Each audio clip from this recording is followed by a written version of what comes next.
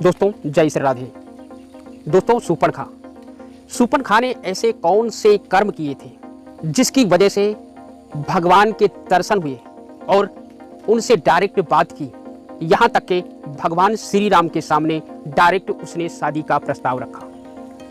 जिन प्रभु के दर्शन करने के लिए ऋषि मुनि वर्षों तक तपस्या करते हैं, परंतु शूर्पणखा ने पूर्ण जन्म में ऐसे कौन से कर्म किए थे जो उसे भगवान से बात करने का मौका मिला।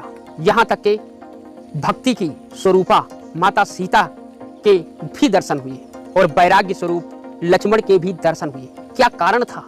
कौन से कर्म किए थे पूर्व जन्म में इस शूर्पणखा ने, जिनकी वजह से इसको भगवान के दर्शन हुए?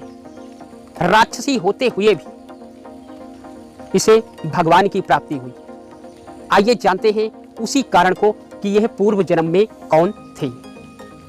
दोस्तों, यह पूर्व जन्म में नयनतारा नाम की एक अप्सरा थी। जैसे रंभा, उर्वशी और मेनका, उसी तरह से यह नयनतारा नाम की एक अप्सरा थी जो इंद्र की राज्यसभा में नेत्र करती थी। एक दिन उसी इंद्र की राज्यसभा में नेत्र हो रहा था।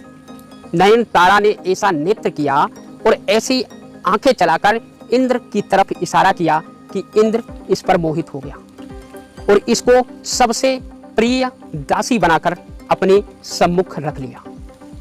सबसे प्यारी इंद्र की अप्सरा थी वो नयनतारा थी। इधर एक दिन बर्जा ऋषि तपस्या कर रहे थे। इंद्र को चिंता हुई कि काश ये तपस्या करके मेरा राज सिंहासन न छीन ले। उसने नयनतारा को उसके पास भेजा उसकी तपस्या भंग करने के लिए। नयनतारा ने उसी ऋषि की तपस्या भंग कर दी। ऋषि को क्रोध आया और ऋषि ने इसको श्राप दे दिया कि तू राक्षसी हो जा। यह घबरा गई। यह बर्जा ऋषि के चरणों में गिर पड़ी, उससे विनय करने लगी।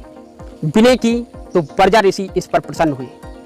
उन्होंने इस श्राप को आशीर्वाद का रूप दिया। कहा कि जाओ, इसी राक्षसी रूप में तुम्हें भगवान की प्राप्ति होगी, भगवान के दर्शन होंगे। वही नयनतारा ने अपनी देह त्याग दी और यहाँ रावण की बहन शूर्पणखा के रूप में उसका जन्म हुआ। वो राक्षसी थी, परंतु उसी बर्जा ऋषि के श्राप की वजह से भगवान श्री राम से इसकी मुलाकात हुई।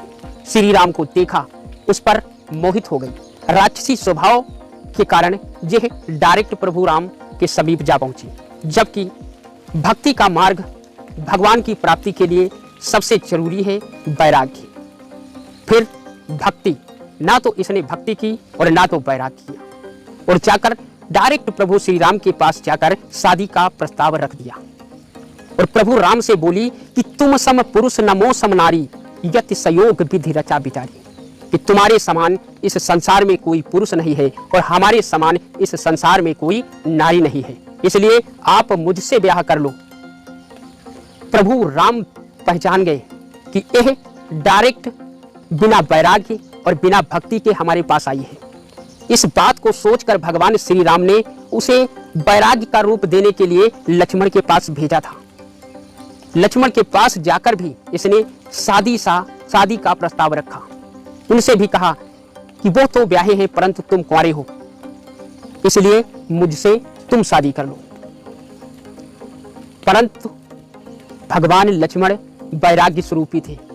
उनकी समझ में आ गया कि किसी राक्षसी को वैराग्य नहीं दिया जा सकता है, इसलिए उसे वैराग्य का ज्ञान न देकर प्रभु राम के पास पुनः भेज दिया और यह कहकर कि हम तो उनके सेवक हैं, वो राजा हैं, वो जो चाहे वो कर सकते हैं, परंतु मैं उनकी सेवा के लिए आया हूं, इसलिए मैं विवाह नहीं कर सकता। शूर्पणखा फिर भगवान श्री राम के पास गई और श्री राम ने यह जान लिया कि लक्ष्मण जी ने इसे वैराग्य इसी वजह से नहीं दिया क्योंकि यह राक्षसी है। इसलिए दूसरी बार भगवान श्री राम ने फिर प्रयत्न किया कि वो भक्ति का रूप धारण करे। उन्होंने माता सीता के पास भेजा कि आप जाकर मेरी पत्नी से पूछ लें, अगर वो सहमत हो तो हम आपसे विवाह कर सकते हैं। वो भगवान श्री राम उसे भक्ति का मार्ग दिखाना चाह रहे थे। वो सीता के पास गई परंतु सीता को देखकर उसके मन में राक्षसी रूप ने फिर से जन्म लिया। उसने सोचा इस भक्ति को मैं खा डालूंगी, जिस भक्ति के कारण भगवान श्री राम मुझसे विवाह नहीं करते हैं। जब भक्ति ही नहीं रहेगी तो उन्हें मेरी भक्ति को स्वीकार करना पड़ेगा, मेरी विनती को स्वीकार करना पड़ेगा, क्योंकि राक्षसी लोग हमेशा ऐसा ही कर्म करते हैं जो सरलता से मिल जाए, परंतु परमात्मा का मिलना सरल और सुलभ रास्ता नहीं है। इसलिए उसने राक्षसी रूप धारण किया और सीता को खाने के लिए त्यों ही झपटी। लक्ष्मण जी ने उसके नाक और कान काट दिए, उसका अंग भंग कर दिया, जिसकी वजह से उसके ज्ञान के चक्षु खुल गए और उसको ज्ञान हो गया और वह भगवान श्री राम की भक्ति के कारण उनकी सहायता देने लगी। उसने पहला विनाश खरदूषण का करवा दिया, इधर रावण को जाकर बताया और उसको भी विनाश का पतन दिखा दिया और वह स्वयं पुष्कर चली गई। जल में खड़े होकर उसने 10,000 वर्ष तक तपस्या की थी। 10,000 वर्ष तक तपस्या करने के बाद उसे भगवान शिव ने दर्शन दिए और उसे आशीर्वाद दिया कि तुम 28वें द्वापर युग में कुब्जा के रूप में जन्म लोगी, तब तुम्हें भगवान श्री राम कृष्ण रूप में तुम्हारा उद्धार करेंगे।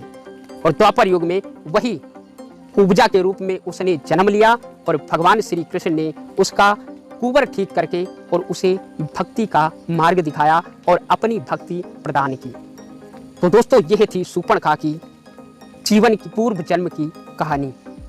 दोस्तों, अगर हमारा वीडियो आपको पसंद आए तो वीडियो को लाइक करें और हमारे चैनल को सब्सक्राइब करें, ताकि हमारी आपकी मुलाकात यूं ही होती रहे। दोस्तों, जय श्री राधे।